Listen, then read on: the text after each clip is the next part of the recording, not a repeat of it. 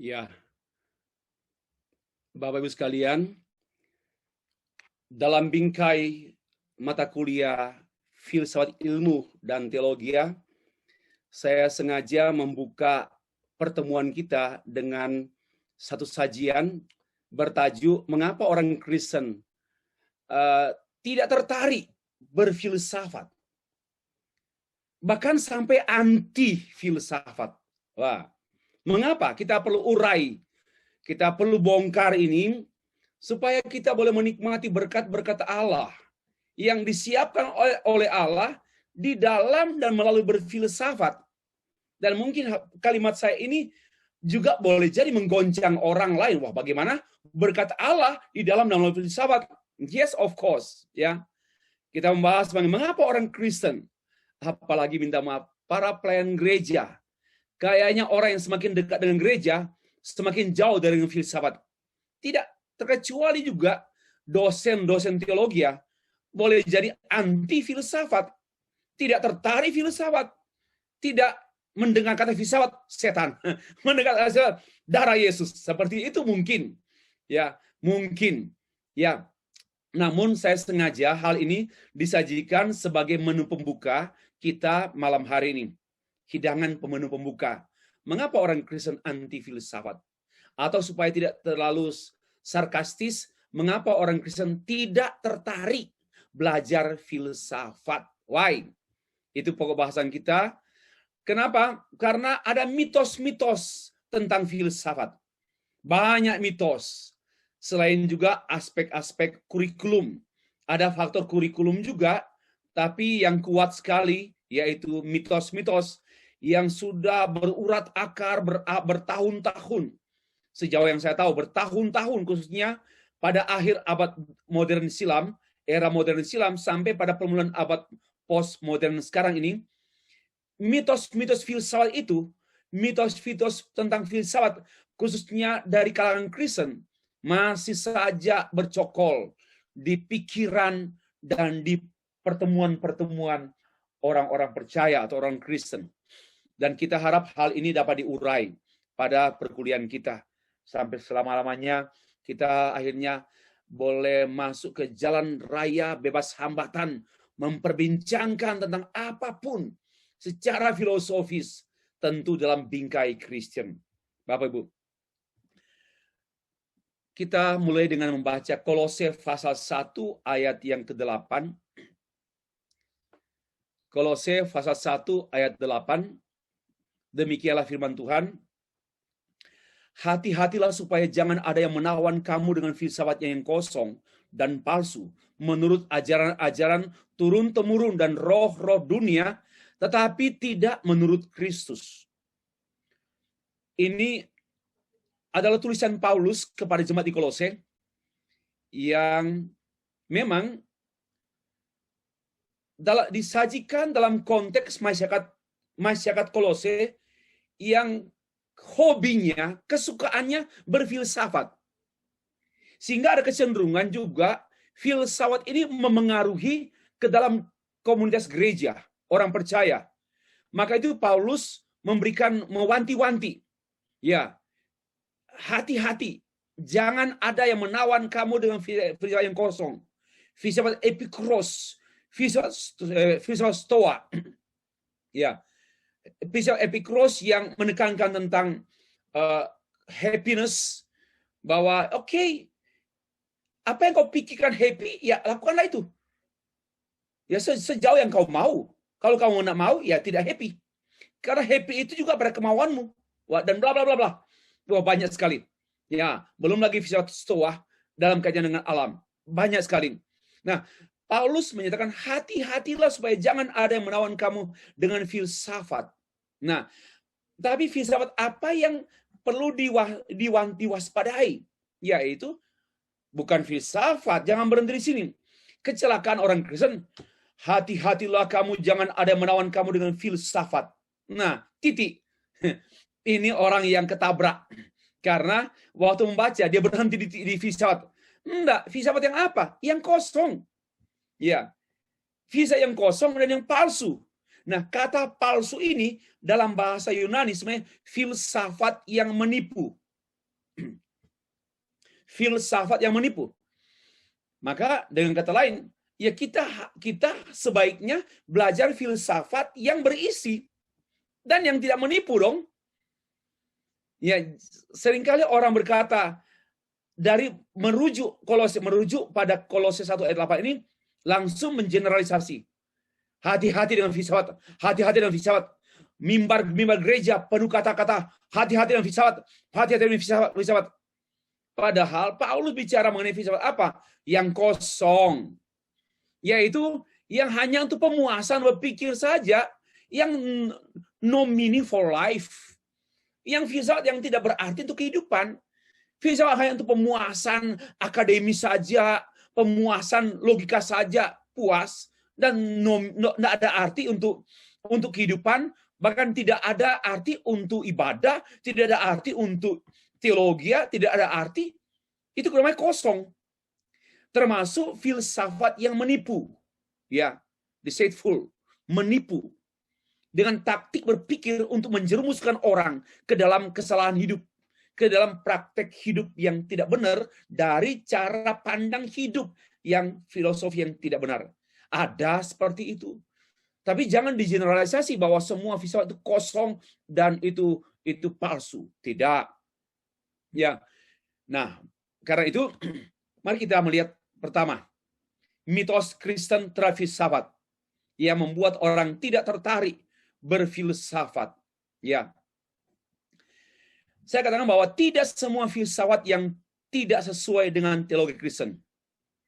Tidak semua. Banyak yang menghindari bahkan anti filsafat karena sejumlah mitos. Pemikiran saya begini, Bapak Ibu. Yang memang perlu kita tahu bahwa filsafat yang tidak bersesuaian dengan Kristus atau yang anti Kristus, itulah yang kita waspadai. Ya, tetapi jangan mengatakan bahwa semua filsafat. Tidak. Pancasila filsafat kok. Kan Pancasila filsafat. Bagaimana kita bilang itu bertentangan dengan Kristus? Ya, bagi saya ini kita memperhatikan filsafat dalam pengertian secara pure filosofi and general filosofi. Bukan view, pandangan-pandangan. Bukan aliran-aliran filsafat. I am not talking about that. Ya, tidak. Saya bicara filosofi secara pure filosofi, dan juga bicara filosofi secara general, di mana ada titik pertemuan semua orang pada filsafat yang saya perbincangkan saat ini. Bapak Ibu, jadi tidak semua filsafat itu bersesuaian dengan teologi. Apa artinya? Berarti ada yang bersesuaian, ya, dengan teologi. Yang tidak bersesuaian itu muncul dari mitos-mitos, pandangan-pandangan, anggapan-anggapan, dugaan-dugaan orang. Dan biasanya mereka orang-orang yang tidak terpelajar. Ya. Orang-orang yang tidak belajar serius, hanya menduga-duga, yang setengah belajar, menduga-duga, tapi langsung membuat conclusion mengenai bahaya filsafat. Itu saya namakan mitos, ya. Itu saya namakan mitos. Nah, bertolak dari Kolose yang kita baca tadi, Kolose 1 ayat 9 tadi, satu hal yang mitos pertama, yaitu kebenaran ini, yaitu Kolose tadi, dijadikan alat untuk menghakimi filsafat secara membabi buta. Yang menganggap semua filsafat itu kosong, palsu, roh dunia, berlawanan dengan Kristus. Ini namanya generalisasi. Dan ini merupakan tindakan orang tidak bertanggung jawab karena berpikirnya tidak secara dalam. Kenapa dangkal? Karena tidak memberi perhatian kepada kata filsafat yang kosong, yang menipu, deceitful, yang palsu. Ya, tidak semua palsu, tidak semua menipu, tidak semua empty. Masih ada filsafat-filsafat yang memang bersinergis paralel dengan kebenaran-kebenaran umum, dengan kebenaran Kristen, dengan teologi Kristen juga, maka tidak boleh dijadikan klaim-klaim menghakimi. Ya, itu poin yang pertama, bahwa Kolose tadi ini, Kolose 1 ayat 9, menjadi alat penghakiman. Dan ini bagi saya mitos, ya, bukan kebenaran, tapi mitos yang tidak bertanggung jawab. Itu yang pertama. Yang kedua, memang filsafat sejak permulaan era modern silam mendominasi dunia pendidikan, ya, dunia pengetahuan, sehingga memang diakui bahwa filsafat itu adalah regina sentiarum, atau induknya semua ilmu pengetahuan. Namun sayangnya disalah terapkan oleh sebagian teolog yang kemudian mereka berlaku liberal. Mereka menggunakan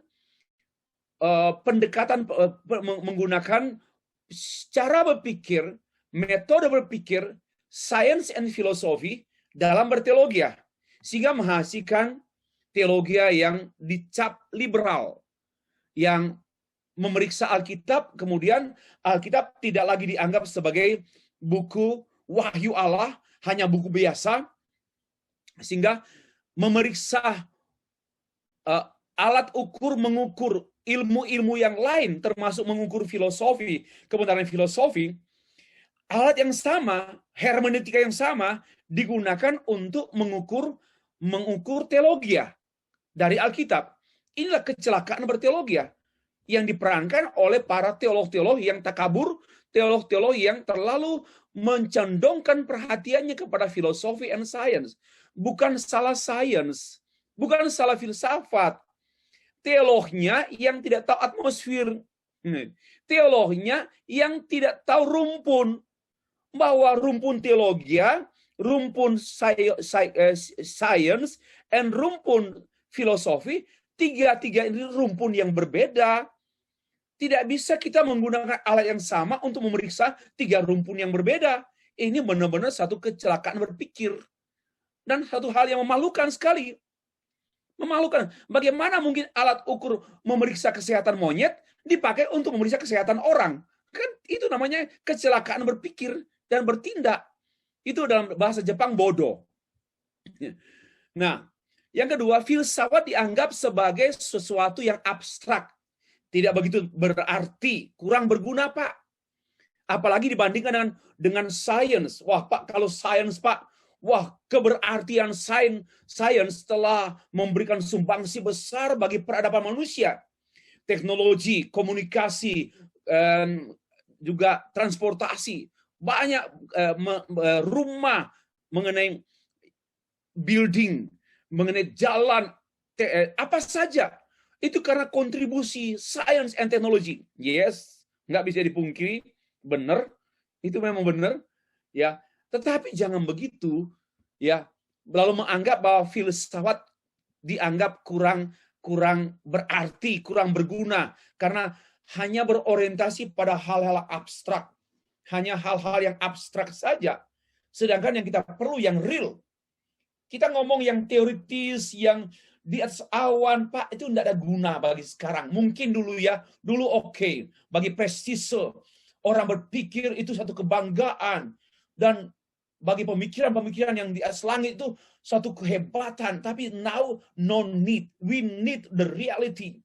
Kami mau makan, Pak. Kami mau kesehatan kulit yang bagus. Kami mau bebas dari COVID-19. Kami mau yang real sekarang, Pak. Filosofi bagi today tidak ada arti, Pak. Kita perlu vaksin. Vaksin not talking about philosophy, talking about technology and science and technology. You see? Okay. Itulah, maka itu filsafat memang semakin kurang diminati. Ya, semakin kurang disukai.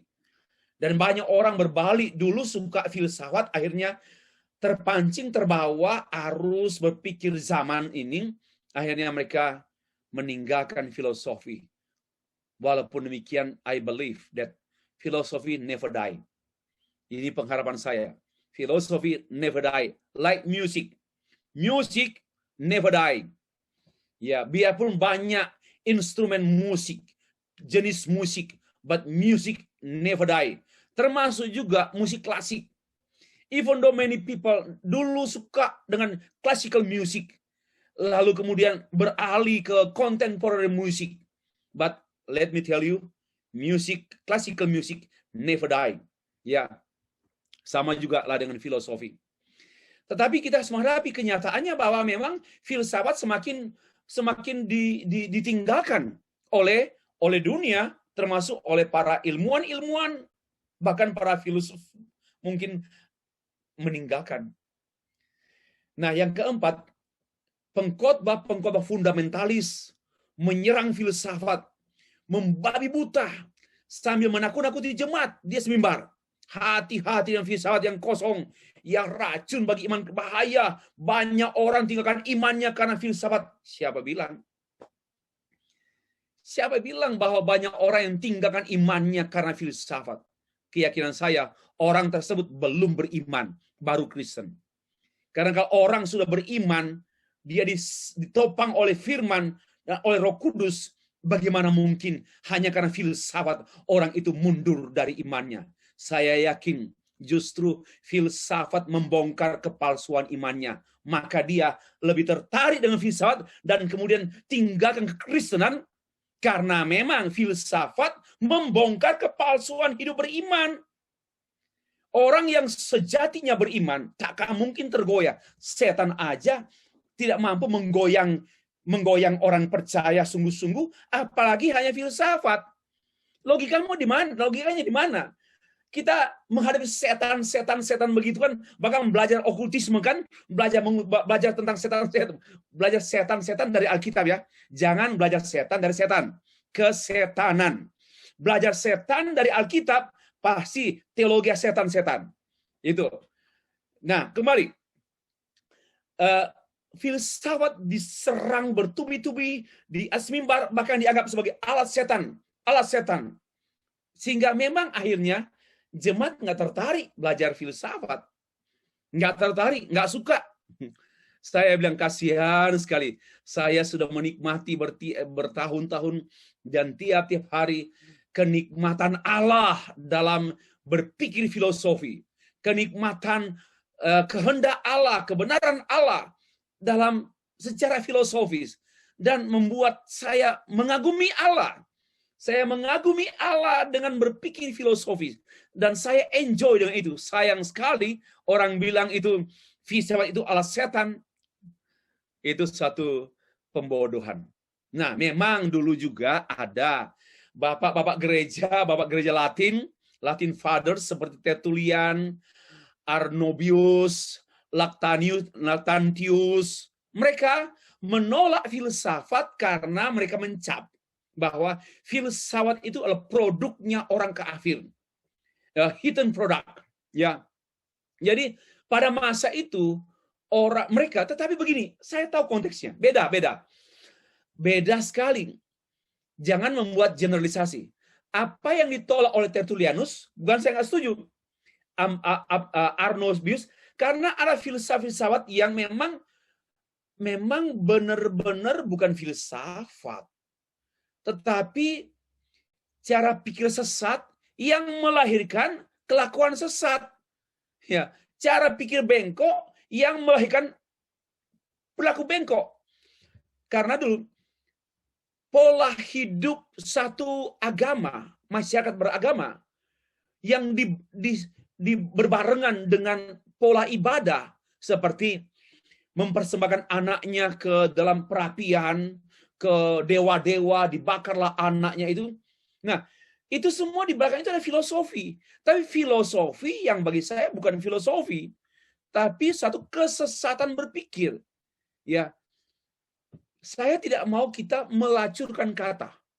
Misalnya, kata gereja. Gereja itu kata yang kudus. Kata yang sakral.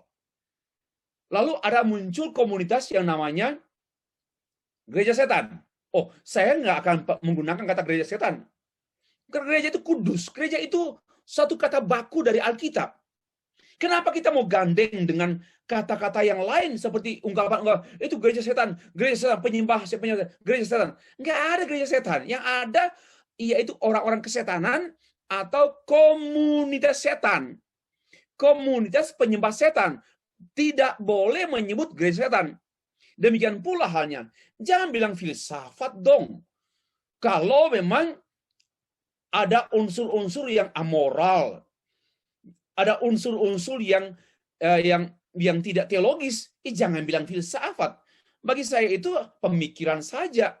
Itu pemikiran, belum filosofi. Karena filosofi itu hasil kajian dari sejumlah pemikiran yang terkaji dan teruji, lalu menjadi filosofi, menjadi prinsip hidup, prinsip berpikir. That's we call philosophy. Jadi tidak semua anggapan-anggapan, pemikiran-pemikiran, oh this is my philosophy. Tunggu dulu. Kalau belum teruji, kita tidak layak menyebutnya filosofi. Filosofi itu kalau prinsip-prinsip pemikiran yang sudah teruji, ke konsistenannya, kekoherensiannya, ya barulah kita mengatakan that's philosophy. Nah, memang saya bukan tidak setuju dalam konteksnya Tertullianus. Ya, hanya hal ini pun dikutip oleh para teolog masa kini atau pendeta-pendeta pada masa kini, merujuk kepada sikap Tertullianus kepada Tertullian, kepada pengaruh-pengaruh agama lain, dan diantaranya pengaruh filsafat agama lain, langsung benci filsafat. Karena itu kita harus hati-hati, karena Tertullianus juga dia benci, dia menolak filsafat. Tunggu dulu.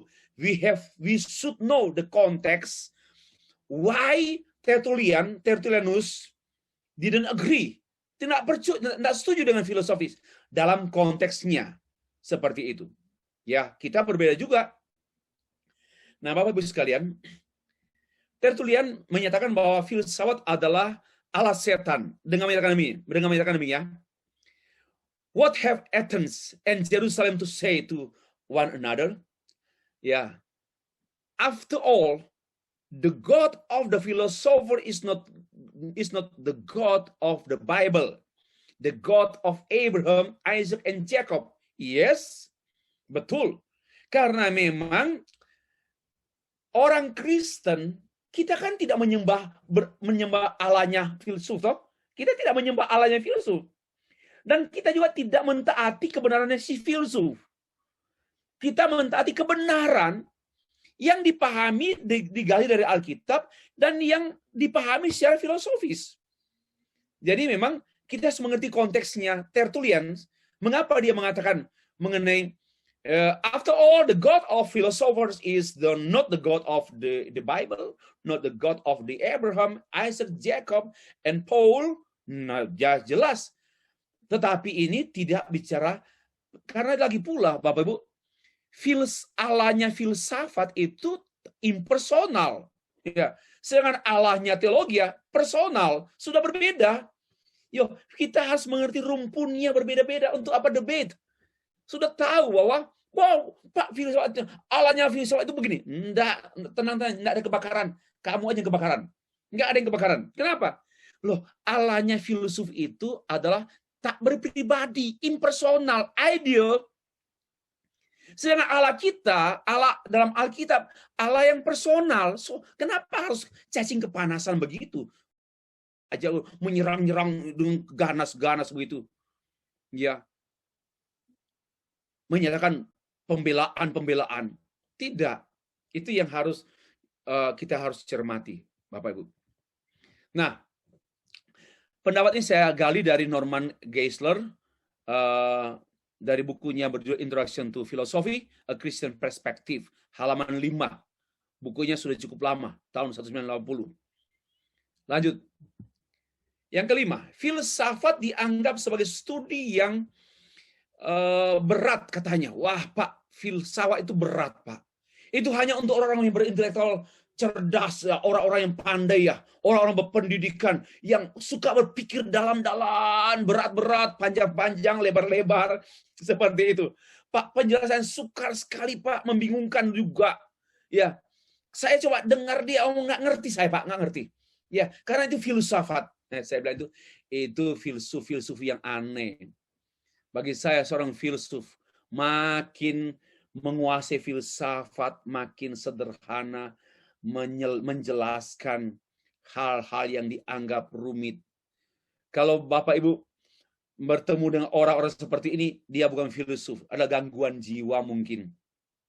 Ya, menurut saya seperti itu. Nggak usahlah sombong-sombong bahwa filsafat itu hebat, hanya dipelajari oleh orang-orang yang IQ-nya 120, yang orang-orang yang memang pada dasarnya cerdas, ya smart begitu.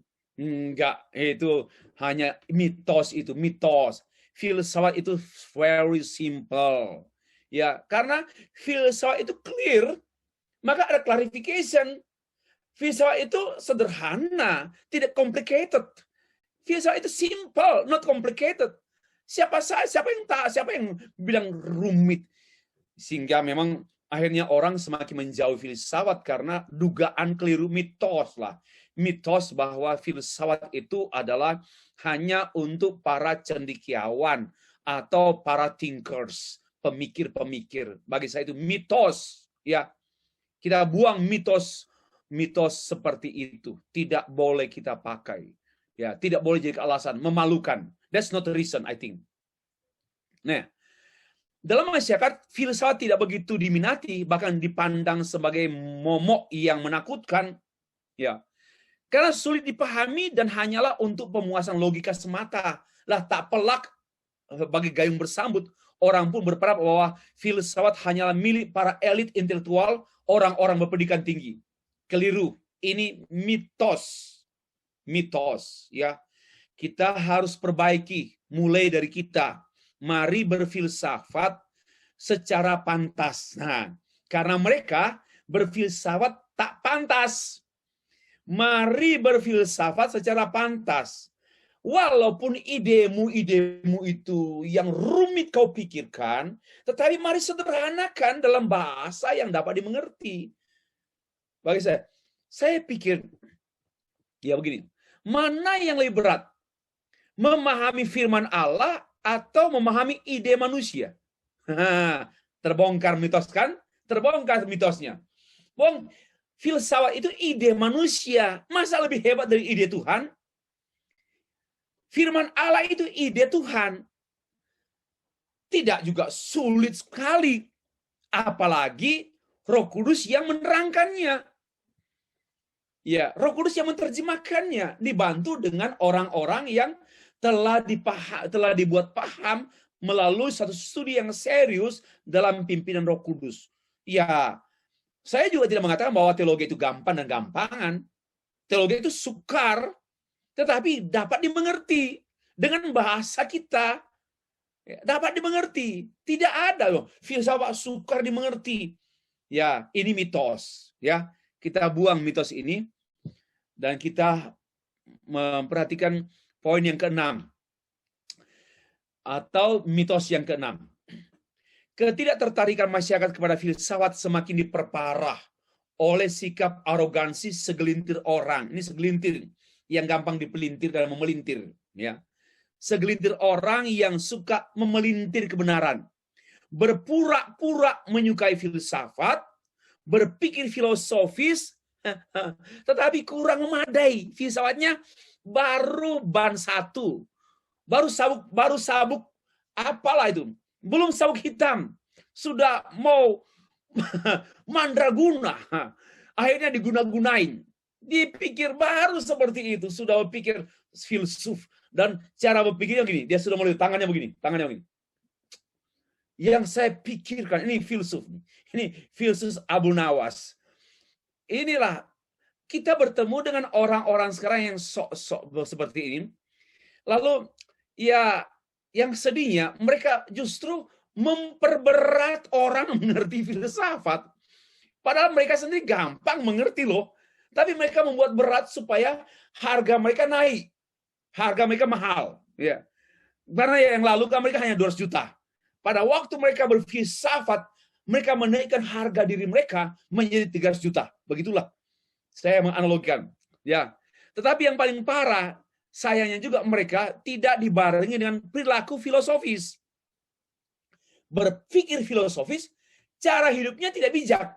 Nah, ini juga yang membuat orang, ini kok kakek, ini om tante ini, berpikirnya seperti filosofis, tapi kelakuannya nggak bijaksana, nggak bijak, seenaknya hidup, nggak cocok. Ya akhirnya menggeruslah, ya suka berdebat, bahkan cepat mempersoalkan pendapat orang, ya, atas nama filsafat, berdebat pun tidak pernah berakhir, dan akhirnya ya orang semakin bilang, nggak tertarik saya dengan filsafat, karena orang itulah yang membuat saya semakin tidak tertarik ya dengan filsafat.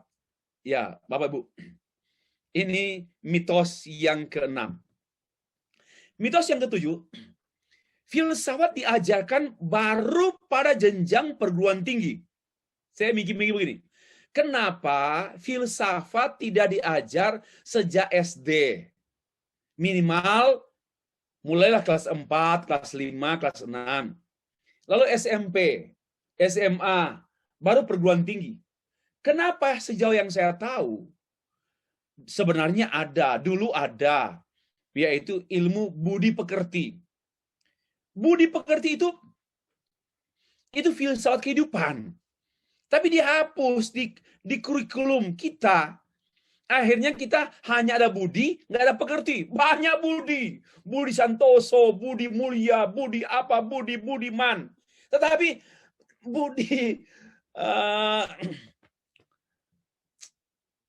ya itulah sedihnya begitu ya. Bagi saya, budi pekerti itu sebenarnya satu pelajaran filosofi sejak kindergarten. Sekolah tanaman kanak-kanak. Itu harusnya terus ada. Ya, dan bagi saya harus ada subjek tertentu. Jangan tersebar pada mata kuliah atau subjek-subjek yang lain, tapi harus ada certain subjek. Lalu SMP, SMA, ini filsafat itu hanya disajikan di perguruan tinggi. Itu pun hanya satu mata kuliah. Kebanyakan pengantar filsafat. Lalu siswa sudah a priori. Dosen juga masuk pura-pura filsuf. Dia mulai bertanya kepada mahasiswa yang agak mengganggu dan membingungkan karena dia sendiri pun bingung. Itu juga lah tidak bersahabat. Dosen-dosen filsafat tidak bersahabat dengan umat, dengan siswa, dengan mahasiswa. Sama juga teolog-teolog yang menyukai filsafat tidak bersahabat dengan jemaat. Pemikirannya tidak bersahabat dengan jemaat. Sampai jemaat pun garuk kepala. Ini apa artinya ini?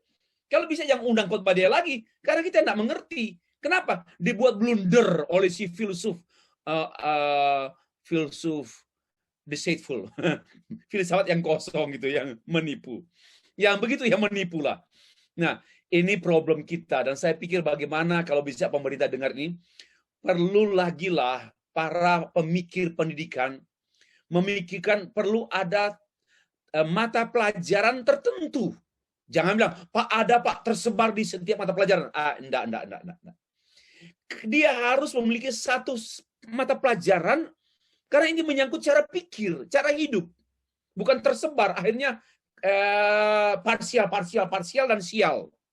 Itu persoalannya. Nggak boleh parsial. Lagi pula filsafat itu berpikir universal, fundamental. Ya, tidak parsial. Ini problem yang kita tahu mengenai mitos-mitos filsafat. Tapi kalau ini bukan mitos. Ini satu kekurangan yang tidak diperhatikan oleh pemerintah, oleh pemangku kepentingan. Bagaimana seharusnya sejak dini, sejak taman kanak-kanak, anak-anak sudah terbentuk berpikir bijaksana. Because filosofi adalah artinya filosofia. Filos artinya cinta. Sofia kebijaksanaan. Cinta kebijaksanaan. Jangan cinta teroris, cinta fundamentalisme. Kita harus tanamkan sejak dini, sejak anak-anak, bagaimana mereka cinta kebijaksanaan. Hidup bijaksana di antara keberagaman. Hidup bijaksana di dalam konteks kekurangan. Hidup bijaksana di dalam konteks Indonesia. Itu yang diperlukan sejak taman kanak-kanak. Tapi kalau kita SD, SMP, SMA, tidak ada mata pelajaran filsafat. Sudah membentuk dulu jiwa teroris, sudah membentuk dulu jiwa yang tidak berperikemanusiaan, jiwa yang tidak berbudi pekerti. Lalu di perguruan tinggi, ini hanya basa-basi. Bahkan kalau bisa menghindari aja ikut kuliah, nggak apa-apa dapat C, yang penting lulus. Ini persoalan kita. Bagi saya ini kecil, tapi ini persoalan yang mendasar diabaikan oleh pemerintah Indonesia. Dengar, diabaikan oleh pemerintah Indonesia. Ya, saya harus akui. Ya, bagaimana dengan Pak Menteri Makarim ya? Dia sebagai seorang entrepreneur. Ya, saya harap Pak Menteri ini dikelilingi oleh para ahli pemikir pendidikan. Jangan terjebak pada pragmatisme. Jangan menggadaikan Indonesia dengan pola pendidikan yang mengejar, berorientasi pada kerja, lalu kemudian mengabaikan idealisme. Bagi saya, minta maaf, ini bahaya yang sedang mengancam Indonesia. Yaitu anak-anak Indonesia dididik untuk memang bersesuaian dengan tuntutan pasar. Ya, saya memperhatikan anak-anak Indonesia sedang dijual di pasar supaya mereka bisa tenaga kerja, bisa laku di perusahaan-perusahaan. Oh, hati-hati. Sebagai anak bangsa, sebagai rakyat, yang rakyat kecil, saya rakyat. Jokowi pun rakyat, bukan rakyat besar. Nggak ada orang, nggak ada. Saya rakyat kecil. Buang kata itu. Itu menghina Indonesia. Nggak ada rakyat besar, nggak ada rakyat kecil. Ya, kalau Bapak Ibu diancam oleh polisi di jalan, jangan bilang, saya rakyat kecil, Pak. Rakyat kecil itu. Enggak. Polisi rakyat, saya pun rakyat. Nggak ada rakyat kecil, rakyat besar. Itu salah berpikir. Nggak filosofis. Dari Sontoloyo. Ya, itulah. Nggak boleh begitu. Sama juga kan, tidak boleh ada agama mayoritas, agama minoritas. Nggak ada itu. Tidak ada. Itu orang berpikir primitif. Agama mayoritas karena banyak. Saya pikir ini cara berpikir banyak itu kuantitatif. Itu cara pikir primitif. Yang penting itu kualitas. Agama harus berkualitas, bukan agama besar. Itu mempermalukan. Ya, memalu-maluin lah. Nah, itulah. Saya sungguh-sungguh bergumul dengan masa depan Indonesia, khususnya di dunia pendidikan. What will happen? Dengan gejolak pendidikan sekarang yang lebih banyak untuk meladeni keperluan pasar. Yaitu menyiapkan tamatan-tamatan perguruan tinggi yang siap kerja, yang laku di pasaran. Yang saya wanti-wanti, hilangnya idealisme anak muda Indonesia. Ya, semua berlomba-lomba merebut pasar untuk apa? Untuk kaya, untuk hebat, tapi miskin dalam idealisme. Ya, tidak heran korupsi jalan terus oleh orang pandai bergelar master PhD. Karena memang mereka mau mengejar pasar. Mereka mau berjuang untuk studi demi laku diterima di dunia kerja. Bagi saya, satu sisi itu oke, tapi jangan abaikan sisi idealisme pendidikan. Idealisme pendidikan. Satu waktu kita akan mengetahui anak-anak kita yang nanti memimpin dunia ini, memimpin Indonesia ini, anak-anak yang kehilangan idealisme. Akhirnya pragmatisme, orientasinya pragmatisme. Yang penting dapat, yang penting kaya, yang penting untung, yang penting bernafas. Nggak berpikir lagi yang benar. Hilang yang benar. Nah, inilah yang tadi Pak, ini salah satu filosofi postmodern. Yaitu yang penting. Ya, bukan yang benar. Yang penting. Lebih ke pragmatisme. Yang penting laku. Yang penting terjual. Yang penting lulus. yang penting kerja, yang penting baik. Itu postmodern mindset. Akhirnya hilanglah yang namanya yang benar, yang benar. Ini yang kita harus perhatikan. Saya sungguh-sungguh menangis tanpa air mata dalam kesendirian saya merenung tentang nasib bangsa Indonesia pada masa akan datang. Ya, karena ya saya harap Pak Menteri kita, Pak Makarim, di backup dan didukung oleh para filsuf pendidikan Indonesia, para pemikir pendidikan Indonesia. Saya berharap pula dalam minggu ke depan ini, saya akan menghasilkan satu tulisan. Kalau diterima, saya mau mengkritik mengenai 4 pilar kebangsaan. 4 pilar kebangsaan Indonesia ini benar-benar tidak benar. Saya harap pemerintah dengar saya, karena bagi saya ini kecelakaan bernegara. Saya harap saya akan selesaikan tulisan ini, dan tulisan ini harus beredar di jurnal supaya dibaca oleh pemerintah, karena ini sudah kesalahan. Kesalahan berpikir, tidak filosofis. Contoh oke. Pilar kebangsaan, Pancasila, UUD, NKRI, dan NKRI, dan satu lagi apa burung ya, Garuda. Bukan. Yang penting 4 pilar saya tidak hafal lagi. Tetapi begini, poin saya begini. 4 pilar ini, Pancasila, UUD 45, NKRI, kemudian dianggap pilar, 4 pilar. Bagaimana yang namanya dasar, yaitu Pancasila, sebagai ideologi, kok sejajar dengan NKRI, sejajar dengan UUD, sedangkan UUD berasal dari Pancasila. Ini kecelakaan berpikir, sesuatu yang memalukan oleh MPR. Ini baru satu poin. Ini salah fatal, bagi saya salah fatal. Salah fatal. Lalu bangga lagi, sosialisasi 4 pilar. 4 pilar kebangsaan. Saya sambil sedang membeli buku ini, sedang mencari buku-buku tentang 4 pilar ini, karena saya ingin menulis itu. Bagi saya ini satu kesalahan. Contoh saya seperti itu, ya. Maka harus filosofis. Kalau nggak sih filosofis, ya kita amin 4 pilar, amin. Tapi bagi saya itu pertentangan loh. Itu sesuatu yang salah. Merendahkan Pancasila bagi saya. Pancasila berdirikan secara sejajar dengan NKRI. Bagaimana mungkin ya? Padahal ini tidak konsisten.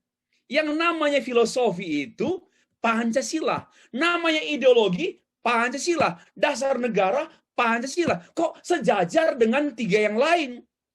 Ini kecelakaan berpikir para elit politik kita, politisi kita. Keliru. Saya harap harus berubah. Itulah sebabnya Pancasila sekarang ya diremehkan. Karena apa? Hanya salah satu pilar. Sebenarnya dia satu-satunya. Harga mati. Ini mati-matian dihargai. Salah ini. Salah banget. Saya 10 kali bilang salah karena marah saya. Marah dengan kebodohan. Kalau dia salah satu pilar, maka tidak heran nanti muncul pilar ke-5, pilar ke-6, ya, pilar ke-7. Nanti oleh anak-anak kita, generasi selanjutnya, pilar agama masuk situ lagi. Syariah agama masuk pilar. Celaka. Ini sudah aneh. Aneh bagi saya, aneh bukan ajaib. Aneh ini sekali. Sedih saya menangis. Saya terus terang saya menangis dengan kesalahan berpikir karena tidak filosofis. Kita masih perlu Gus Dur, ya, dia berpikir filosofis. Kita masih perlu jiwanya Soekarno yang berpikir filosofis, Agus Salim, ya, masih berpikir filosofis. Sekarang semua happy, happy, ya. Semua saja happy. Oke, itulah kemarahan saya. Yang selanjutnya, 8. Mengapa orang tidak tertarik filsafat? Mengapa orang tidak tertarik dengan filsafat? Sampai bahkan anti. Ya mungkin di sini hanya tidak tertarik. Karena mereka tidak mengetahui arti dan berartinya filsafat itu. Nggak ngerti. Hanya tahu definisinya. Artinya apa dan berartinya apa. Ya. Juga mereka tidak tahu tugas filsafat. Setidaknya menganalisis, mengkonstruksi, menganalisis pemikiran-pemikiran yang keliru. Misalnya Pancasila. Pancasila itu filsafat kita, filosofi Indonesia, dan dia adalah pisau untuk menganalisis ideologi-ideologi yang lain. Nah, ini bahaya, ini bahaya. Dianalisis oleh filosofi Pancasila. Ya, ini ideologi yang bukan, ini ideologi Amerika, ini ideologi Jepang, ini ideologi Rusia. Tolak. Ini ideologi Arab, tolak. Ya. Ini ideologi Inggris, tolak.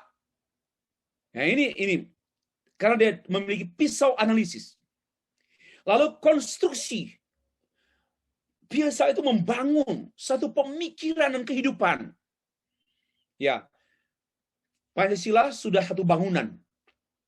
Ya, tapi dia harus membangun Indonesia dengan sila-silanya, berketuhanan, berkemanusiaan, berpersatuan, berdemokrasi, berkerakyatan, dan berkeadilan. Ya, ini harus menjadi bangunan Indonesia. Ini namanya membangun, lalu kemudian klarifikasi, memperjelas. Filsafat itu memperjelas. Siapa bilang filsafat itu tidak penting? Siapa bilang filsafat itu setan? Siapa bilang filsafat itu tidak sesuai dengan gereja? Siapa bilang? Itu mitos-mitos itu. Mitos itu harus dibuang. Ya, belum lagi dengan mereka tidak membedakan antara filsafat murni dan filsafat aliran. Saya tidak berbicara filsafat aliran. Stoa, Epikuros, Thales, Anaxagorian, ya, Aristoteles, tidak bicara, bukan itu.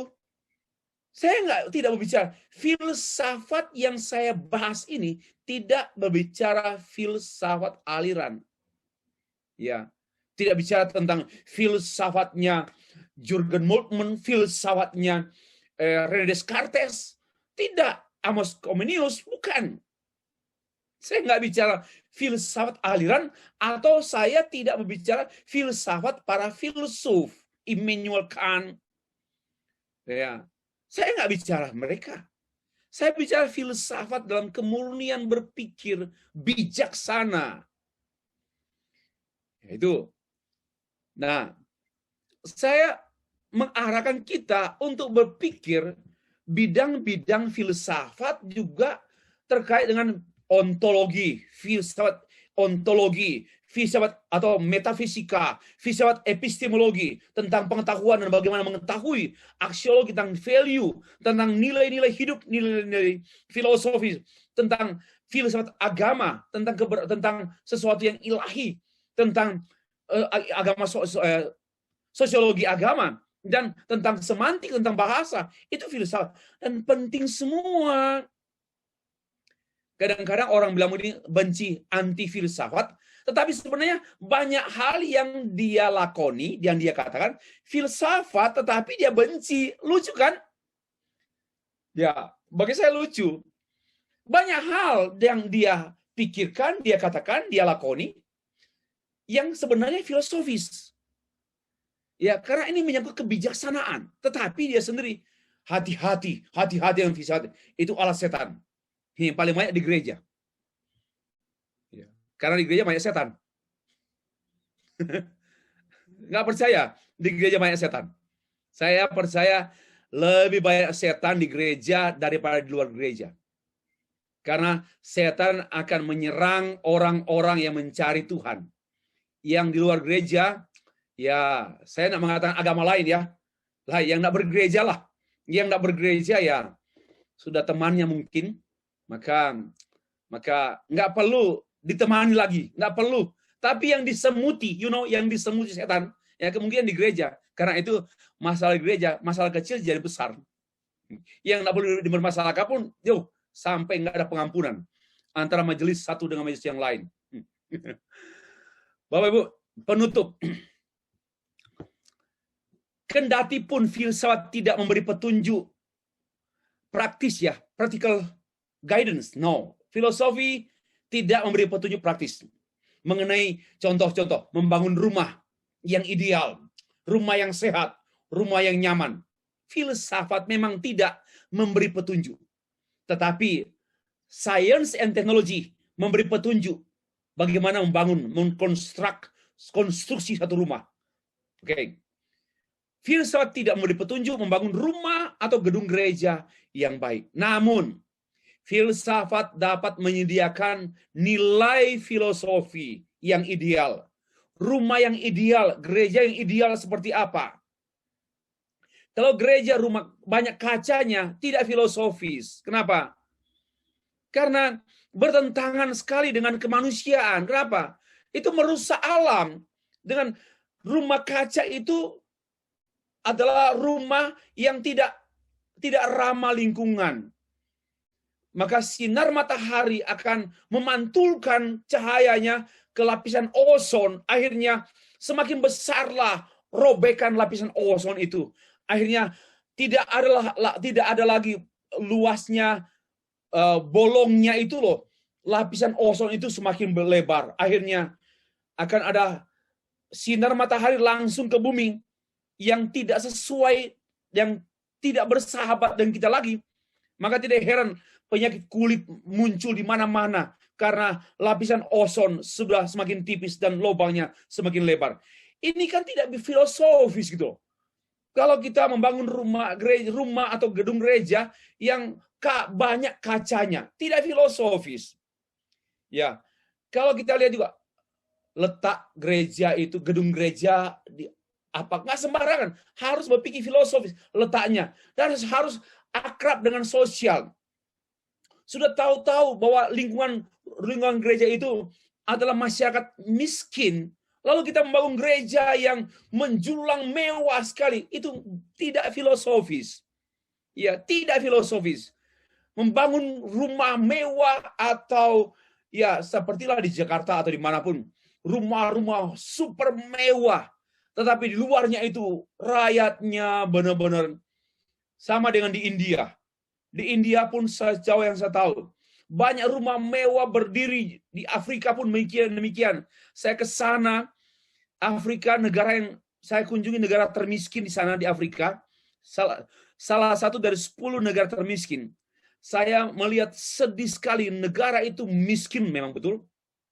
Lalu saya ke tempat tertentu. Wow, rumah mewah. Rumah mewah dibangun di tengah-tengah kemiskinan. Itu nggak filosofis betul-betul. Artinya apa? Bodoh. Itu bodoh. Pembangun itu, developernya bodoh. Yang tinggal di rumah itu bodoh juga. Karena nggak bijaksana. Itu contoh.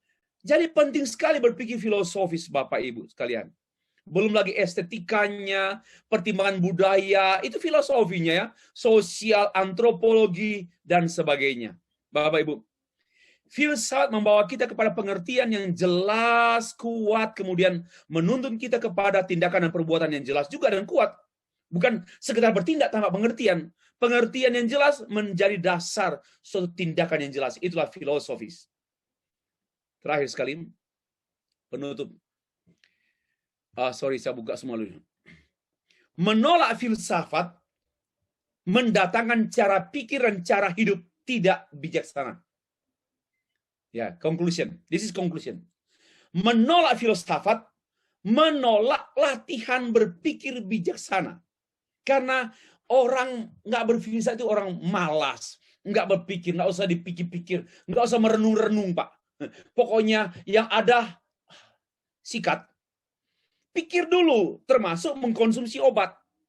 Orang yang memikirkan obat yang tepat untuk penyakit yang sesuai itu filsafat, itu filosofi itu. Kesesuaian. Ya, filsafat itu kan filsafat kesesuaian. Ya, apa saja termasuk mengkonsumsi makanan. Sederhana saja itu. Menolak filsafat adalah menolak penyataan Allah. Menolak penyataan umum Allah. Masih ada satu. Semua upaya dan bentuk penolakan orang Kristen terhadap filsafat dengan semua alasannya mengungkapkan ketidaktahuan orang Kristen tersebut baik mengenai filsafat maupun teologi. Ya, ditolak kan? Dengan alasan teologi, tolak filsafat.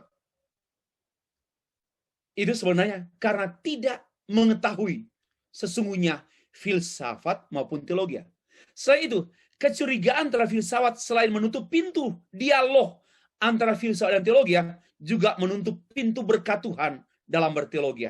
Karena bagi saya, dalam berteologi sangat baik diperkaya dengan filsafat seperti penyajian saya berikut ini.